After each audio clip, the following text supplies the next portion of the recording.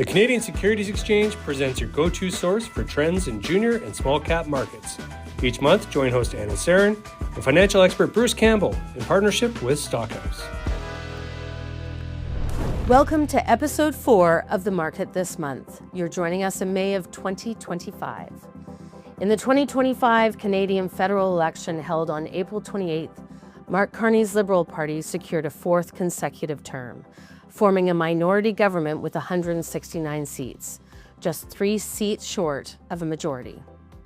The Conservatives, led by Pierre Poilievre, won 145 seats.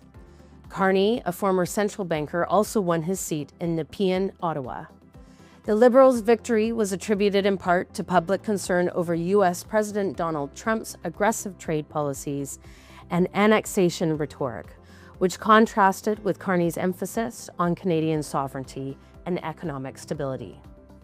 Following the election, Carney met with President Trump in a tense Oval Office meeting where he firmly rejected Trump's suggestion of Canada becoming the 51st U.S. state, stating Canada is not for sale. The meeting highlighted ongoing tensions over trade and national sovereignty, with both leaders acknowledging the importance of continued dialogue despite their differences. Carney faces pressure to renegotiate a trade deal that supports jobs, especially in auto and resources, 2 sectors hit hard by U.S. tariffs. Meanwhile, his energy platform emphasizes clean energy expansion, streamlined project approvals, and reduced reliance on the U.S., though analysts caution that meaningful impact could take years to materialize. Turning to our markets, we now try to assess, is this a bull market, bear market, or something in between? After the pullback from February highs to April lows, we're seeing signs of consolidation. But there's a technical signal flashing that has market watchers buzzing, the breadth thrust indicator. We'll also dig into the safe haven debate, gold versus Bitcoin. Both assets are hovering near record highs, but which is better equipped for inflation, recession, or geopolitical tensions? Gold remains the traditional go-to while Bitcoin continues to push boundaries with institutional interest and digital native adoption.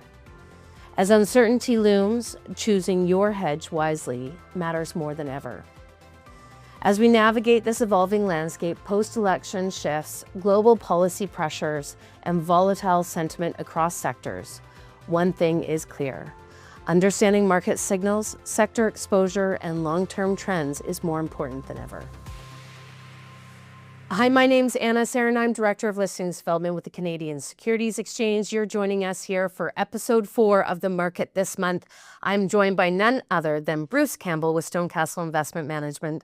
Thank you for joining me, Bruce. Oh, it's awesome to be back. Right? It is great to have you back here in Vancouver, and we've had a fantastic spring so far in weather. Anyways. Yeah, for sure we have. Yes, absolutely. Yeah. Okay, we have lots that we're going to unpack today. We are speaking in May of 2025. This is episode 4 of The Market This Month. And we are in a post-election world, not post-apocalyptic, but post-election. So let's talk about, we obviously in the intro, we talked about what happened, the election results. Hopefully all Canadian citizens know the election results, but do you have any commentary there on how now with the Liberal Party being in power again, any thoughts on how this could impact the market?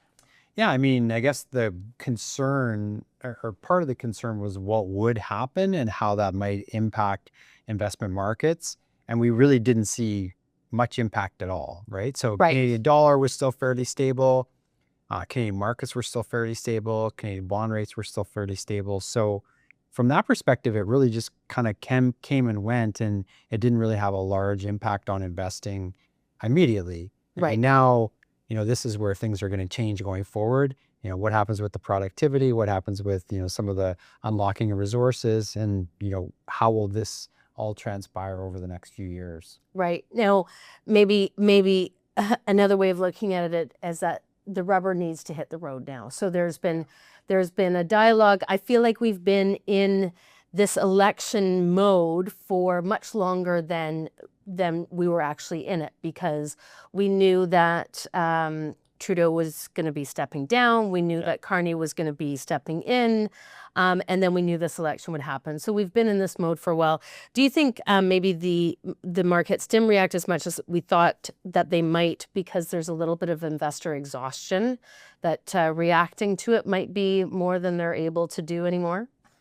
I mean, it could be exhaustion, not from the election and what's happened, but just overall market exhaustion, Yeah. right? There's been so much dynamic around the news flow and how that impacts markets. Yeah. But the other thing that could have played into this is that, while there's lots of polls and they flip back and forth, from when Trudeau originally stepped down and the Conservatives had a big lead to, coming up to election day, it became apparent that they had lost that lead and that the Liberals were there. So it wasn't a surprise. I think Right. markets, usually can price in an outcome, but when they're surprised, that's where you tend to see that moves up and Right. down.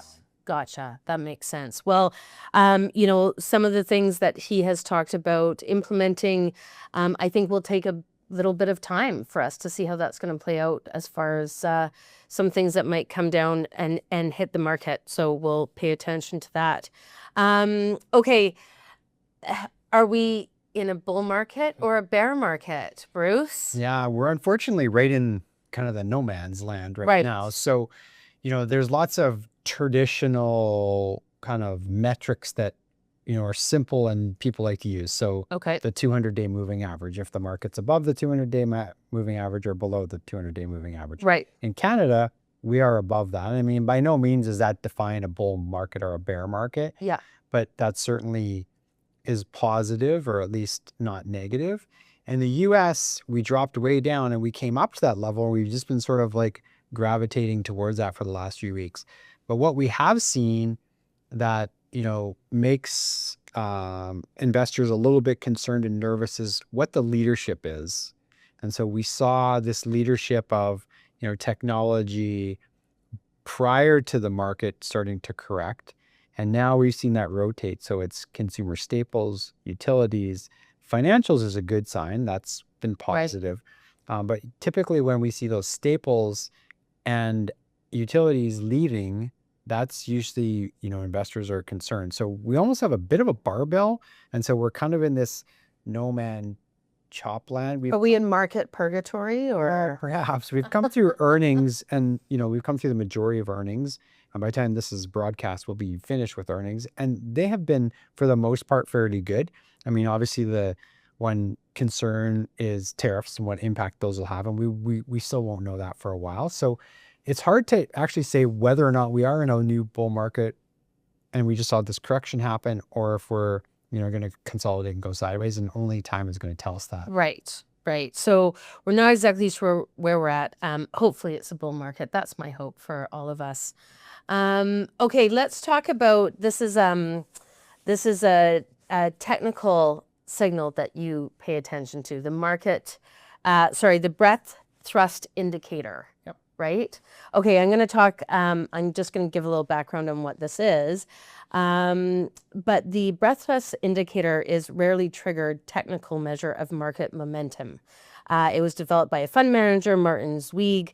The breadth thrust occurs when the 10-day moving average of advancing stocks versus total stocks on an exchange moves from below 40% to above 61.5 within 10 trading days. Is considered an extremely bullish sign, and for good reason. Since its inception of the S&P 500 in 1957, this signal has only occurred 16 times and has been 100% accurate every time it's identified the start of a new bull market. So what are we seeing with this indicator? Well, we've seen it trigger. So Okay. it met the criteria that we needed for it to happen. And now, and this happens, there's been a few of these that I've experienced over my career. And then the same thing happens every time. People always throw a little bit of cold water on, well, why it's not going to work this time, or why this time it's different. Yeah. And we know that those are, sort of the most dangerous words in investing. This time it's different. But what we know is that it has actually triggered. There was some interesting stats that I've done, because Marty Zwag went back and only looked at it, as you mentioned, from like 1957. There's been some other people who have calculated and taken it all the way back to the 1900s, and they actually found that it doesn't work 100% of the time. Okay. And when it doesn't is because we're heading into a recession or a depression, and so that was in the 29 through sort of 40 period. Okay. And that's the only thing that we don't know, is if whether or not that's where we're headed. Most people say that's not the case. We might have a recession, but we're not going to have a depression. Okay. And so what we're looking at right now is that, okay, we've got this positive signal. It's indicated, with 100% accuracy. Doesn't necessarily mean it has to happen, but when we combine it with other things, it's good to know kind of in the back of our minds that, okay, we've had this signal. If things continue to improve, then we probably are on the launch pad for something really strong. Okay.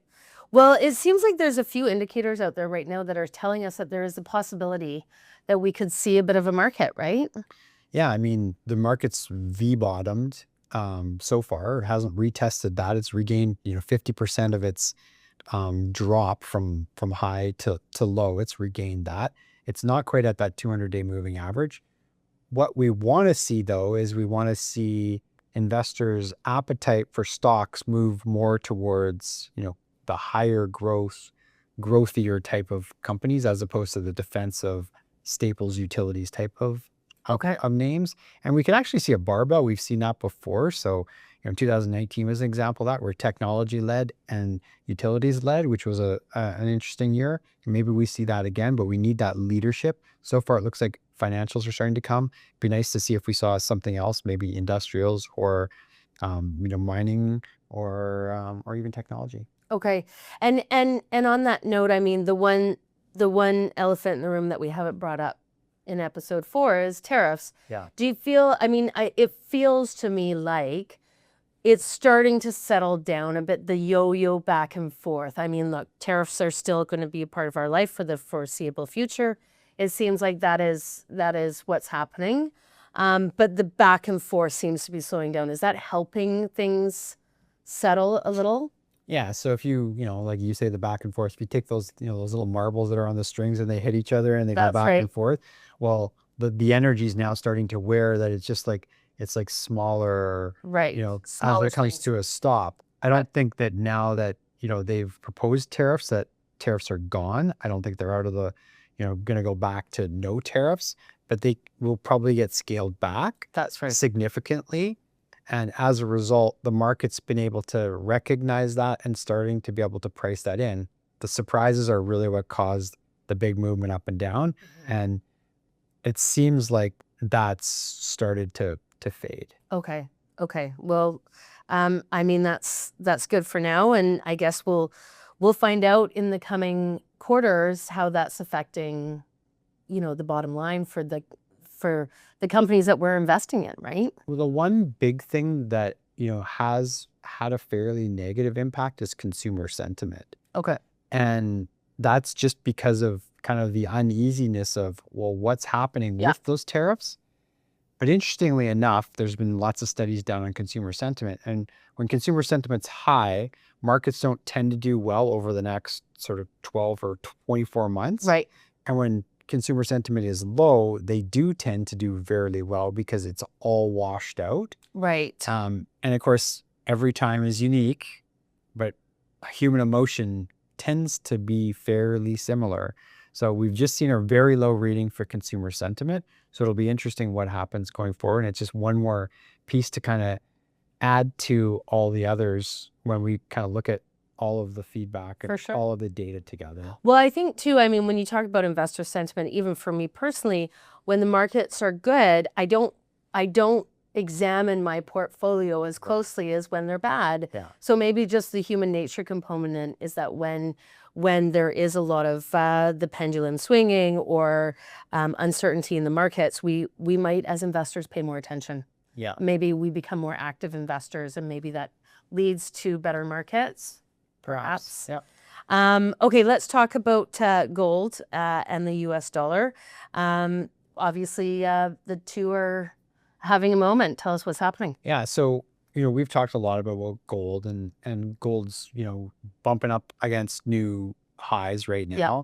But one of the things that's quite interesting is where you see correlations go. So where one instrument moves compared to the other one. And right now, the US dollar and gold have been moving in almost perfect opposite direction. So if the US dollar goes up, gold goes down, and if the US dollar goes down, gold goes up. Right. That has historically been A relationship. a fairly steady relationship, but right now, especially in the last kind of 90 days, it's really tight. So it's, about a negative 0.95 correlation. So one moves, the other one moves. Right. And we didn't really see that as much when gold was moving up throughout the last, kind of 18 months. Yep. We saw that, and there was periods of the US dollar moving up and gold moving up at the same time. Maybe not like on a daily basis, but if you looked at it over kind of like a weekly and monthly basis. Right. So something to watch, because the dollar and gold are really moving together or opposite of one another. Right. Right. Interesting. So I guess my next question to that is, how has Bitcoin got a relationship to this all? Yeah. So, I mean, lots of people, kind of refer to Bitcoin as like the new gold, or, a different store of value. Yeah. I don't think it's quite the same. I think of gold as a currency, and you clearly see it's acting like a currency, Right. with the US dollar the way it's been. But Bitcoin's also hitting, new highs, which is, again, when you look at the weight of evidence, when we talk about breadth thrust, we talk about, bull market, bear market, and now you're seeing a risk investment, that's Bitcoin, hitting and getting closer to, its all-time highs. You really have to sort of pay attention to that. Yeah, absolutely. And I think Bitcoin too, I mean, Bitcoin's been, it's been around long enough now that you've got to imagine that it is going to start naturally getting treated as a fiat, right? I mean, there's a generation that might only know that as being a currency that we use in society. And do you think that that'll continue to add value and weight to it? Potentially does. I mean, the one thing that we have seen is that it's becoming more institutionalized. Right. Right. In that, 10 years ago, if a portfolio manager decided they wanted to own Bitcoin for their portfolio, it was extremely difficult. And they had to go out and get a wallet. And then even then, the custody of that Bitcoin was kind of in question because their regular custodians wouldn't hold it. Well, now there's multiple ETFs of multiple cryptocurrencies, Yeah. and you can just go out and buy it. And if 5 minutes later you decide you want to sell it, you can turn around That's right. and sell it. And so that's one thing that has really changed, and that will continue to, I think, move in a direction where institutions include Bitcoin or other cryptocurrencies in their portfolio going forward. Flow of capital doesn't like resistance. It No. likes to be able to find it there easily. Okay, let's talk about on a sector level. Yeah. There's obviously some industries that that were leading the way that are no longer leading the way. New sectors coming in. Tell us what you're seeing there. Yeah. So anytime we go through that correction, typically the sector that led you in doesn't lead you out. Right. And that's what we're seeing, right? I mean, technology has been really the strong leader for probably 18 months. Yeah. There was a lot of talk around AI. There was a lot of interest around AI. I don't think that's gone away. But now valuations are starting to come into perspective, and Which makes sense. Yeah, we've seen this kind of growth value shift to a certain degree. And now we're starting to see some of those other sectors that are leading. So, financials were up there, but, now they're really starting to accelerate. So that's a good sign. We haven't really seen anything from, well, I shouldn't say anything, but, energy hasn't really been doing a lot. Granted, the price of oil hasn't been that high, but that would be a sector that we probably want to watch to see what happens with it, because historically, as the economy globally is accelerating, you start to see energy, doing better just because more demand and less, or kind of limited supply starts to push it up. I mean, we are seeing a lot of economies around the world that were accelerating prior to the tariffs. Whether or not they continue to, that's, I think, what the market's really kind of nervous about. Yeah. Okay. Well, we'll watch that for sure. Okay, we're gonna get into my favorite part of the show, Bruce. We're gonna talk about CSE listed issuer news. We have some neat stuff that happened in the past month. So we have a newly listed company that's just joined us in early May, McFarland Lake Mining Limited. They came over to the CSE from Cboe Canada. The company is advancing a portfolio of gold exploration projects, including past producing McMillan and Mongowin properties near Sudbury, West Hawk Lake, and High Lake near Ontario-Manitoba border. And the Michaud Monroe property along the Golden Highway east of Timmins. CEO Mark Trevisiel, I hope I said that right, Mark, said the move to the CSE, with home to over 350 mining companies or mining and exploration issuers, aligns with their growth and strategy and increases investor visibility.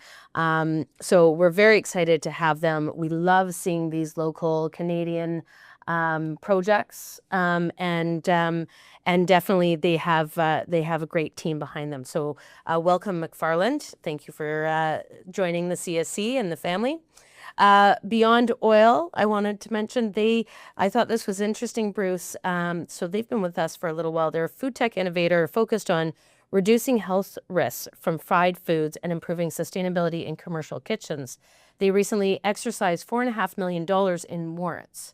So they actually joined us 2 years ago at the inaugural Summit on Responsible Investment and spoke on stage. They've been with us a few years. It's quite neat to see what they're doing. What I thought was kind of neat in these markets was to see an issuer exercise warrants, and not only exercise warrants, but that amount of capital. What are your thoughts on that? Yeah, I mean, that stock has been doing really well. The company's been executing. They just keep getting more deals. And so they have these warrants that are in the money, really in the money. And so clients or investors have decided that they're going to exercise those. And it's great because it's cash back to the company. Exactly. And at the same time, it's, it's a return for the investors as well. I mean, look, this is the whole point of what warrants are supposed to be. Yeah. Okay. So, sweeteners and warrants and such things, they're meant to, provide some value of investing directly in the company and taking some additional risk, maybe if it's earlier stage.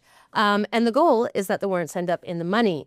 The thing that is so wonderful is when you see warrants exercise is that the money goes back into the company. So there's a resurgent back in. It's not just trading on the secondary market. But I also love that it makes your existing shareholders bigger shareholders in the company and coming back in, at a second round, essentially. So good for them. They've obviously done a really great job to have that much support in the markets. I also want to mention Dragonfly. They're a drone technology firm.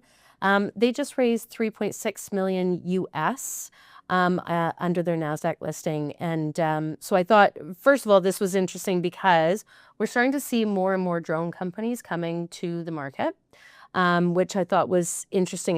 That technology really is starting to get implemented, I think, in many different ways. We have some other companies coming to us that have some neat drone technology. But also I wanted to ask you, they are raising money in the US. And I was curious with what's been going on in our political framework that we live in now. And I know that some of our issuers wonder, how do U.S. investors feel about investing in Canadian securities right now? So what are your thoughts on that? Do you have any? Definitely a vote of confidence, right? I mean, the fact that these U.S. investors stepped in and invested, and they also did it in U.S. dollars, which is great to see as well. Yeah, absolutely. Well, congratulations to Dragonfly. And then finally, just wanted to mention King Global Ventures. They closed an oversubscribed private placement of $5.51 million. The proceeds will fund ongoing exploration and drilling at their Black Canyon project in Arizona, which includes 213 contiguous concessions and 15 former operating mines within that asset, including past producing Howard Copper Mine. The company is focused on precious and base metals exploration across North America. It's just, we continue to see month by month these nice little exploration capital raises. So, I know the markets have been tough in kind of the junior and growth side, but we are seeing these nice little chunks getting raised. What are your thoughts on that? Is this specialized money? Is this, where is this coming from? Well, the taps haven't been fully turned on. Okay. But like in a case like this where they have old past mines that became uneconomic at some point in time because of what it costs to mine and the metal prices. Right. And now you've seen the metal prices rising, so it becomes economic again. Turn those lights back on. Yeah, this is kind of the story of, the last couple of years. Not so much the pure exploration, like we're going to dig a hole and try to find something. It's like, hey, we know there's something there. Right. And we just want to like restart it and then get it producing cash flow, but it's going to take us a little bit of money to get there. And then we have the cash. Right, right. That's amazing. Well, congratulations to all of those CSC issuers on doing so well. Okay, Bruce, before we can talk again in a month from now, what should we be thinking about in the market? Well, lots to watch, right? Okay. I mean, we've talked a little bit about, the bigger picture markets. Yeah. As far as, are we in a bull or a bear? And, hopefully we get some sort of clarity on what that direction is. And with that, part and parcel comes what sectors are going to be leading and, where the opportunities lie, for the next 6, 12, 24 months. Okay. All right. Well, I look forward to chatting with you again in a month.